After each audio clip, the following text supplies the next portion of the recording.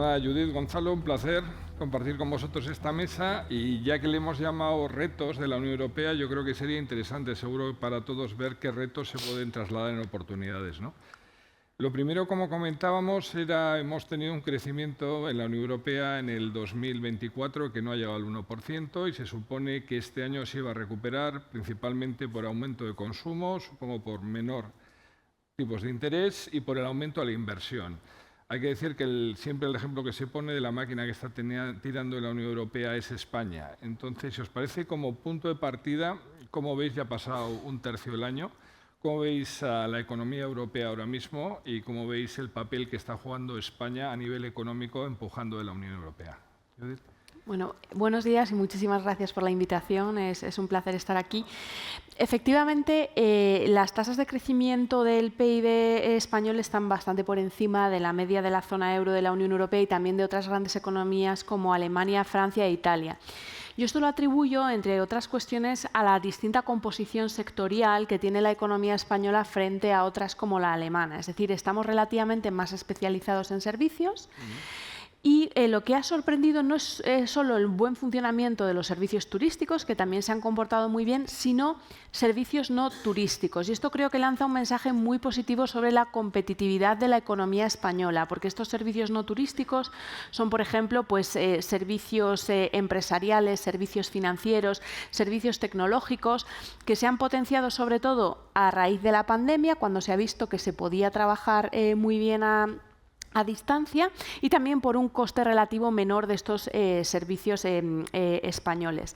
Sin embargo, hay una serie de, mirando específicamente en componentes del PIB, a mí lo que me sigue llamando la atención es el comportamiento relativamente débil de la formación bruta de capital fijo, es decir, de la inversión, precisamente, como se comentaba antes, en un contexto en el que estamos recibiendo muchos fondos europeos. ¿Cómo veo el futuro? Bueno, pues de momento la economía española va a mostrar resistencia, sobre todo además porque, bueno, salvo el reciente anuncio de Donald Trump de establecer aranceles a películas de producción extranjera, que es el primer arancel sobre servicios, hasta ahora los aranceles van a afectar sobre todo a manufacturas. Entonces, nuevamente esta especialización relativa de España en servicios nos beneficia. Si realmente Alemania acaba aumentando la inversión en infraestructuras y en defensa, ese motor debería reactivarse. Francia e Italia, a mi juicio, como comentaba antes el economista jefe, presentan sobre todo retos en el plano fiscal.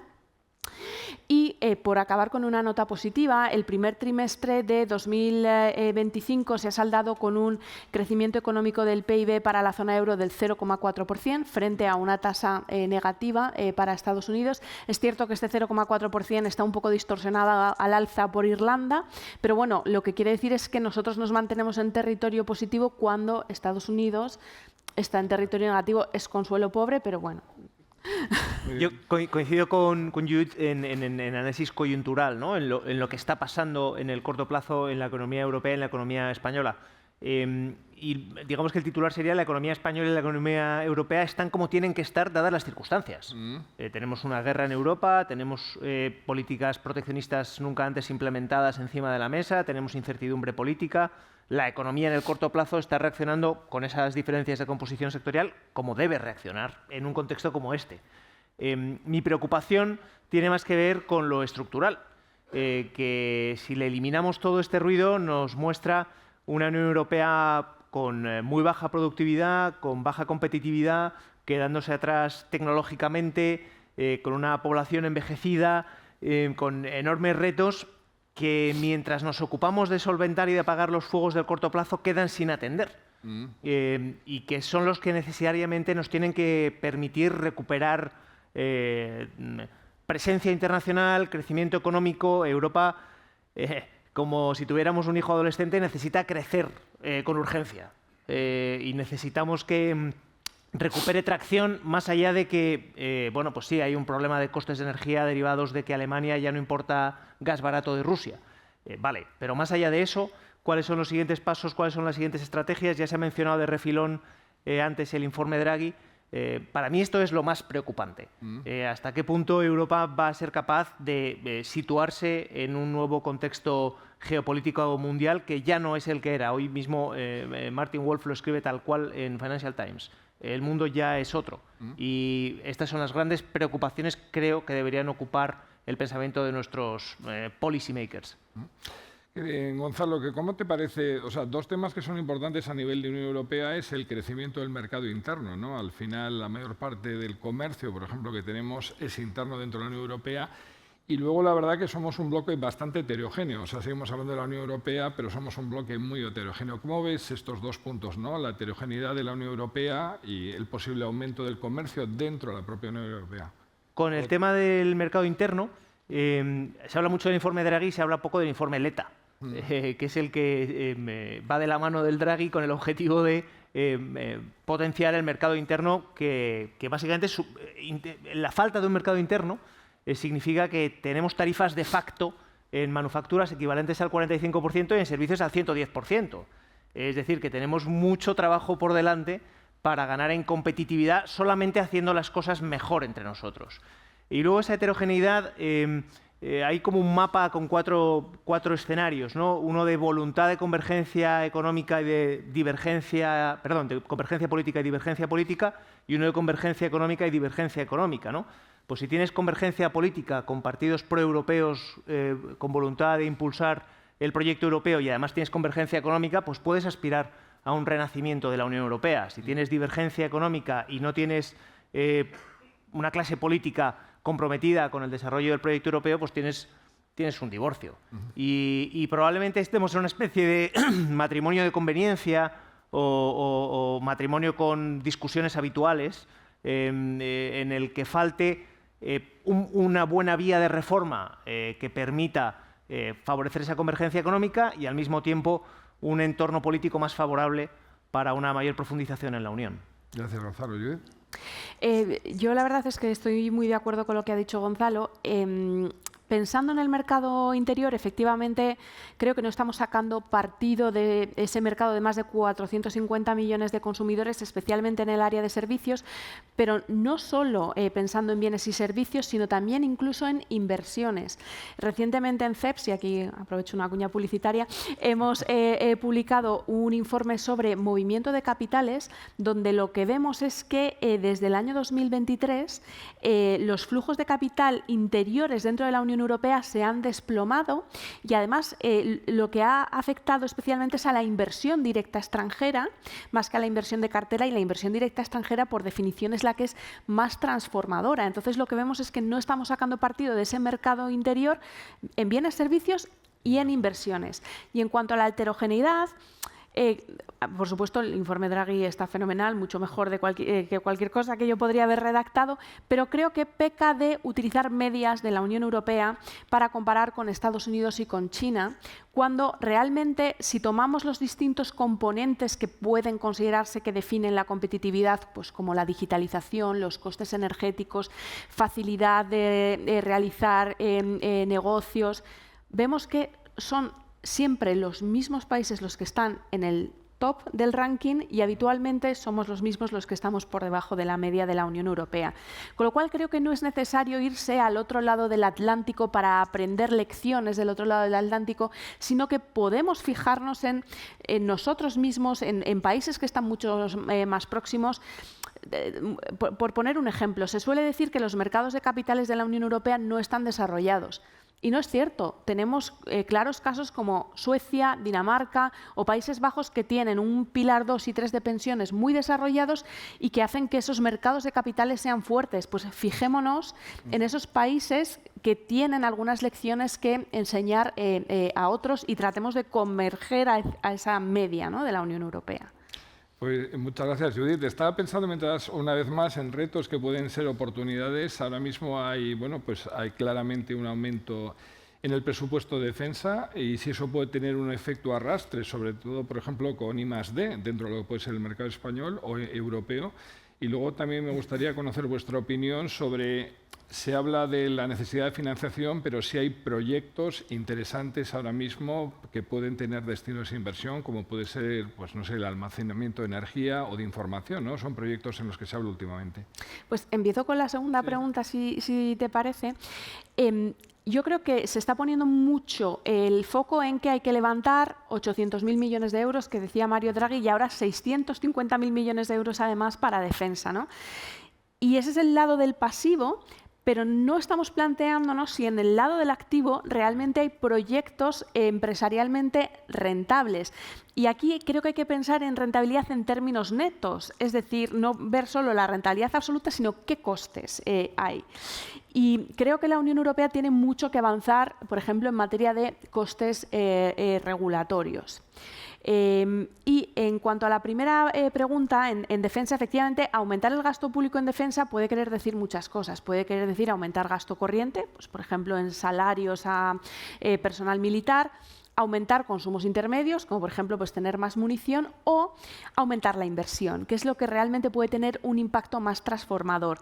Y dado que es importante que la Unión Europea en general y España en particular avancemos en tecnologías punta, podemos tratar de encontrar esa cuadratura del círculo, por ejemplo, en el ámbito de tecnologías cuánticas, más específicamente en computación, en sensórica y metrología cuántica, que es una rama de las tecnologías cuánticas donde todavía no hay ningún líder, claro, no están ni Estados Unidos ni China liderando, con lo cual ahí todavía tenemos margen, y son una rama de las tecnologías cuánticas que pueden tener muchos usos militares y luego además pueden tener también usos duales, es decir, luego se pueden reconvertir, por ejemplo, para sistemas de navegación autónoma. Entonces yo creo que hay que ver esto, ya que hay que aumentar el gasto público en defensa como una oportunidad también para avanzar tecnológicamente. Gracias, Gonzalo. Sí, en lo relativo a si hay proyectos que financiar, coincido con Judith en el apartado regulatorio y en la clave del apartado regulatorio. Garicano hablaba el otro día de transformar el proyecto europeo de una bicicleta que vaya siempre para adelante a una casa que requiere una reforma. Y que esto significa que a lo mejor tenemos que hacer una parada en ese trayecto en bicicleta para ver, bueno, a lo mejor hay que tirar esta pared para que el salón quede más luminoso. Y en esa línea yo creo que la cuestión de la regulación es crítica, porque ha habido un proceso de integración quizá malentendido hacia una mayor expansión de los requisitos legales y de un cierto organicismo, por ponerlo en términos de gestión empresarial. Hemos creado antes organismos que necesidades. El ejemplo prototípico es el de la Oficina de Gestión de la Inteligencia Artificial antes de que haya proyectos que gestionar y que vigilar, ¿no? Y entonces yo creo que ahí tenemos un trabajo por delante muy importante, porque si no conseguimos desregular, por ejemplo, los vehículos autónomos, nunca va a haber proyectos de vehículos autónomos que producir, ¿no? En Estados Unidos utilizan toda esa filosofía de la regulación en sandbox, ¿no? Como cuando los niños van al parque y pueden hacer lo que quieran dentro de la zona del arenero, ¿no? Y hay ciudades, por ejemplo, Chandler en Arizona, donde está muy liberalizado, casi como un área de experimentación, el tema de los vehículos autónomos. Ese tipo de enfoque puede permitirle a Europa crecer en sectores donde, habiendo financiación, puede no haber una demanda de esa financiación para utilizarla de manera efectiva. Y en lo relativo al gasto militar, mi sensación es que bueno, Internet es un invento nacido de usos militares, con lo cual yo sí veo una traslación directa, pero pienso un poco más allá. Creo que lo militar y la cuestión de la seguridad, como la energética, tienen que hablar de autonomía y de la autonomía europea para encontrar un lugar en el mundo con independencia de esta guerra China-Estados Unidos y creo que la fortaleza en seguridad va de la mano de esa necesaria independencia. Gracias, Gonzalo.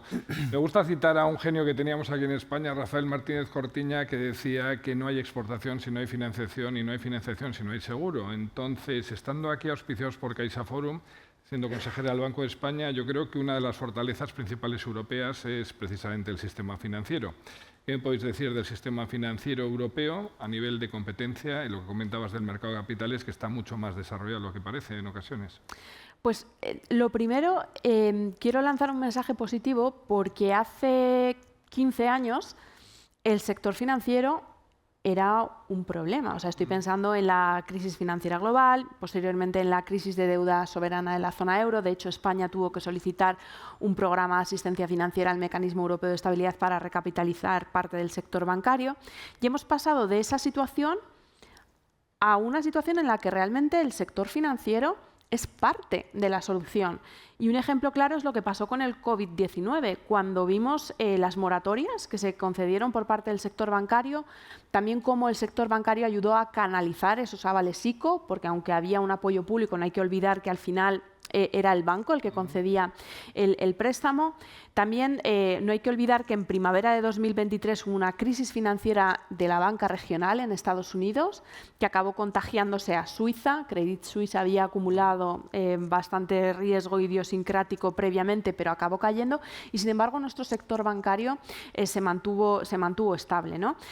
Además, en un contexto de tipos de interés más elevados, vemos cómo la rentabilidad del capital del sector bancario en media ya está por encima del coste de capital, algo que no era el caso anteriormente, con lo cual creo que tenemos un sector bancario sólido gracias a las reformas y al esfuerzo colectivo que se ha hecho en los últimos años. Pero esto no quiere decir que no podamos ir más allá y creo que efectivamente es muy importante este nuevo proyecto que ha puesto sobre la mesa la Comisión Europea de la Unión de los Ahorros y las Inversiones, que lo que hace es agrupar la Unión de los Mercados de Capitales y la Unión Bancaria. Y creo que aquí es muy importante no dejar las reformas exclusivamente al ámbito europeo, también hay que pensar en qué reformas se pueden implementar a nivel nacional. Y esto me devuelve al debate que estábamos teniendo antes sobre mercados de capitales. ¿Qué puede hacer España para desarrollar su mercado de capitales como lo han hecho en Suecia? Y luego ya veremos qué otras medidas se pueden implementar para integrar mercados de capitales.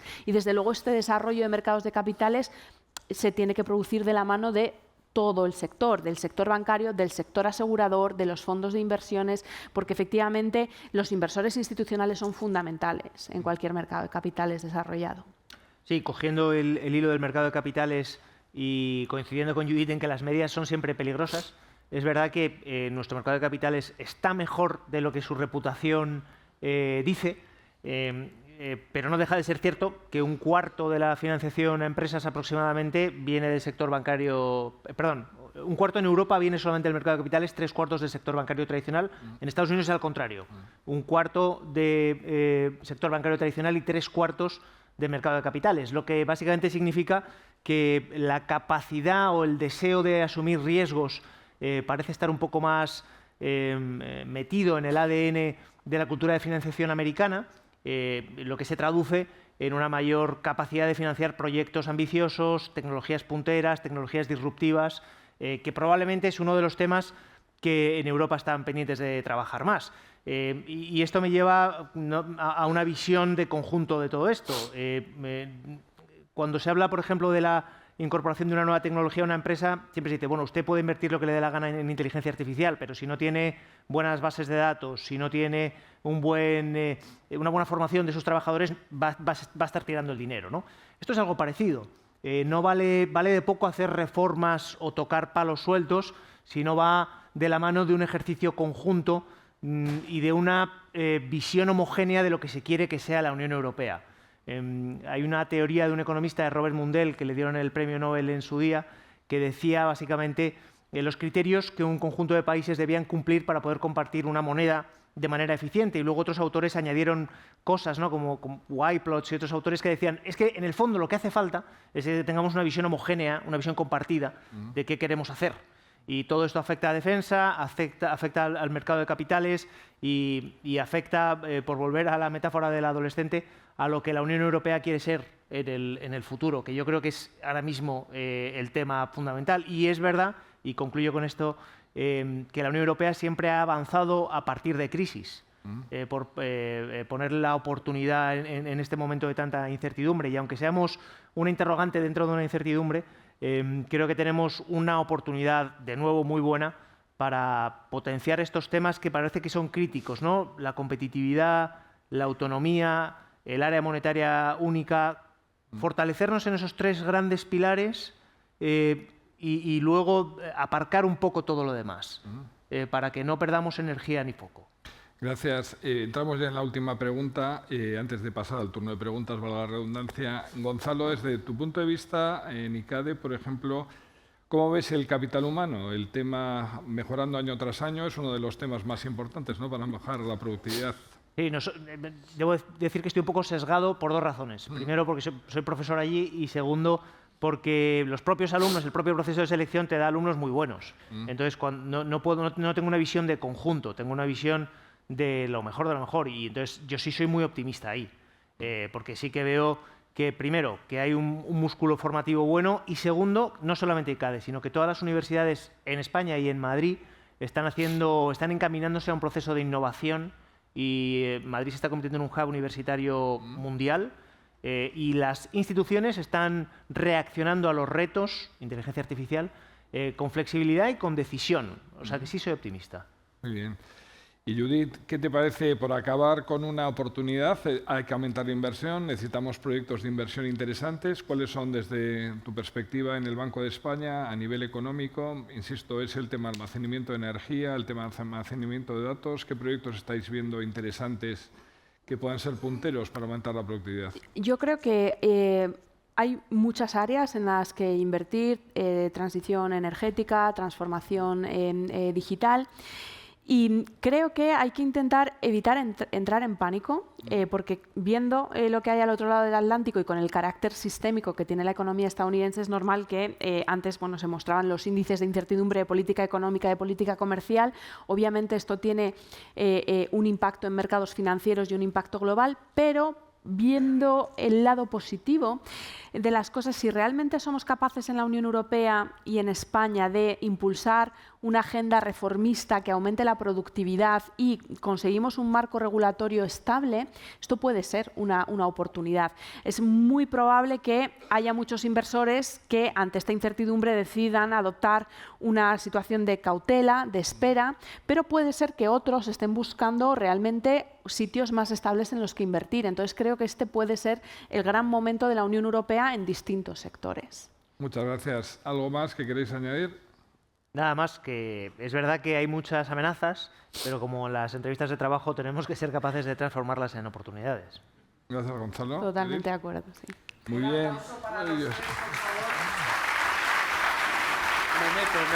No, sin problema. Sí, ya. Gracias, Miquel, Judith, Gonzalo. Bruno, te pedimos que vuelvas a subir al escenario por si alguien se había quedado con alguna consideración en el tintero. ¿Preguntas, algún matiz a hacer a estos retos que tenemos por delante con la competitividad por bandera? Solo tenemos 5 minutos, así que os pediremos ser muy, muy breves. ¿Quién rompe el hielo? Por aquí tenemos una pregunta. Tenemos un micro allí, por favor. Te lo vamos a acercar. Allí, por favor. Eso es. Muchas gracias por haber explicado de una manera tan clara y pedagógica problemas tan complejos. En la línea de lo que se comentaba de la regulación tan excesiva que es la Unión Europea y la pérdida de competitividad en inteligencia artificial y demás, quizás no haya un problema político de primer nivel en el sentido de que hay mucha ideología y poco pragmatismo en Europa. Gracias. Gracias a ti. Sí, rápidamente. Totalmente de acuerdo, y además creo que es importante no poner la culpa solo en la Comisión Europea, o sea, no solo en el nivel europeo ni en la Comisión Europea. ¿Por qué no solo en la Comisión Europea? Porque la Comisión Europea es cierto que hace propuestas normativas, pero luego se tienen que negociar por el Consejo y el Parlamento Europeo. Y en mi experiencia, habitualmente salen peor los textos normativos finales porque obedecen a intereses de distintos Estados miembros. Pero luego además tenemos la escala nacional e incluso la escala autonómica. Por poner un ejemplo, hay una comunidad autónoma en España, Galicia, que ya ha aprobado su propia ley de inteligencia artificial, con lo cual es un problema que afecta a todos los niveles administrativos y que, en mi opinión, es un problema muy humano. Al final, los políticos ven los proyectos normativos como su legado.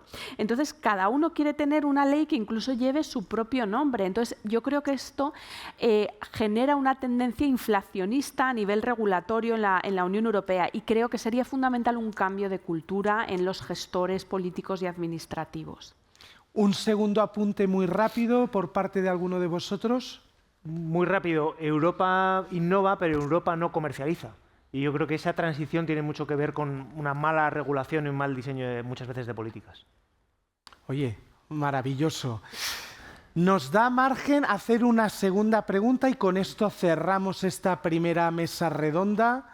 No sé si alguien quiere tomar la iniciativa. Por allí tenemos una compañera aquí muy cerquita. Muchísimas gracias por participar. Hola, muchas gracias. Buenos días.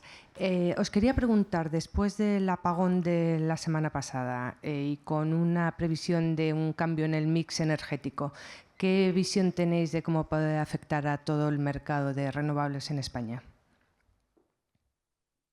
Yo es que no soy experta en energía, perdón. A mí me pasa parecido. No me atrevo a opinar. Simplemente comentarte, bueno, yo esta semana he procurado preguntar a gente que sabe bastante de esto, y evidentemente, una vez más, lo que Bruno ha dicho tantas veces de incertidumbre, ¿no? Pero el sector eléctrico que está desarrollando proyectos renovables en este país es muy sólido, así que lo normal es que las cosas se mantengan y siga habiendo proyectos interesantes en renovables. Pues algo de luz en ese apagón. Nos queda margen para una última pregunta. No sé si tenemos alguna persona más que se anime. Por aquí, en la primera fila. Aquí en la primera fila, por favor. Buenos días. Aquí llega otro micrófono. Gracias por participar. Buenos días, soy Silvia Iranzo. Yo quería preguntaros si, en vuestra opinión, la intención de la Comisión Europea, evidentemente por mandato de los Estados miembros, en todo lo que supone reducir el exceso de regulación, si creéis que realmente se lo está tomando en serio. Ha salido una directiva ómnibus que contiene realmente pues, una serie de medidas rectificando, yendo para atrás de lo que fue la directiva CSRD o la directiva CS3D. Supongo que estáis familiarizados, sí. El reporte no financiero, etc. Esta ley ómnibus, pues, yo creo que ha aliviado bastante las cargas regulatorias para las empresas, aunque en mi opinión se podía haber ido más lejos. Pero hay mucho más que hacer en reducir las cargas burocráticas y reguladoras, como ya había señalado además Draghi, etc. ¿Creéis que la Comisión Europea va a continuar en este esfuerzo en la medida suficiente para que las empresas europeas recuperen un poquito de esa competitividad que hemos ido perdiendo a lo largo de los años? Muy brevemente, yo creo que sí, o sea, porque de hecho este es un primer paquete ómnibus, pero hay planteados otros dos paquetes ómnibus. Por ejemplo, el tercero plantea revisar y simplificar el Reglamento General de Protección de Datos. Pero yo, por introducir un poco de picante y de debate con respecto a tu valoración, Silvia, del primer paquete ómnibus, yo soy un poco escéptica, porque una cosa es simplificar la normativa, y eso es tremendamente complejo, y otra cosa es desregular e introducir agujeros tremendos en el ámbito de aplicación subjetiva de la normativa. Y yo creo que lo que se ha hecho con este primer paquete ómnibus está más en el segundo plano, de reducir muchísimo el ámbito de, por ejemplo, en CSRD, de las empresas a las que se les va a aplicar esta normativa, y eran empresas que ya se estaban preparando para cumplir con esa normativa, e incluso pone en duda el poder cumplir con el principio de aplicación a lo largo de toda la cadena de valor. Entonces yo personalmente habría esperado un trabajo un poco más fino de simplificación que de pura desregulación, pero es mi visión. Y agregaría que, bueno, después de las últimas elecciones europeas, la mayoría es la misma, básicamente, es el centro con centro-izquierda y derecha, pero ahora hay cada vez más de derecha, en realidad, en la mayoría en el Parlamento Europeo.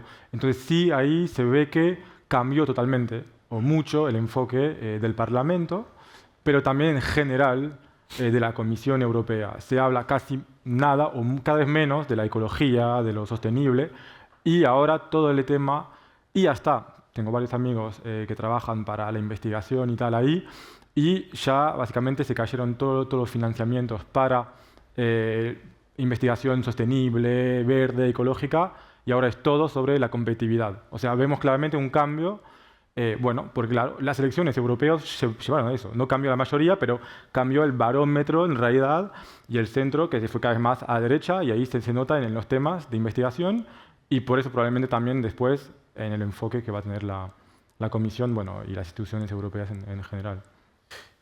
Muchas gracias, Bruno, Gonzalo, Judith, Miquel, por esta primera mesa redonda. Un aplauso para ellos, por favor. Muy amables. Nos vamos a tomar café alrededor de las 12 menos 10. Nos reencontramos para evaluar en una segunda mesa redonda este nuevo tablero de la geopolítica mundial a partir del mandato de Trump. Hasta ahora.